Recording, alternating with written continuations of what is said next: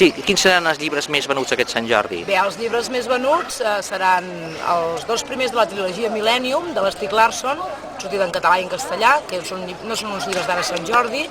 s'arrosseguen de fa mig any, però és el boca-orella i ara estan en vendes i a número 1 de llistes de vendes des de fa temps. El primer es diu Els homes que no estimaven les dones i el segon La noia que somiava amb un llumí i un bidó de gasolina. I després es vendrà doncs, el que sembla, el que surt per la televisió, El silenci d'en Gaspar Hernández, un llibre així per la gent que li agradi la cosa més alternativa, que és aquest, l'ensenyo.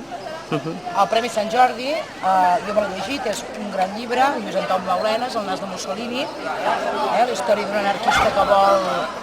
que rep l'ordre de matar en Primi de Rivera i s'amaga al Pirineu i esperant l'ordre i totes les aventures que li passen allà. Bé, un llibre també d'assaig, clàssic de Sant Jordi, que em treu sempre, La pista dels sentits, d'en Sebastià Serrano. Com sempre hi ha la novel·la històrica, aquí en tenim un parell,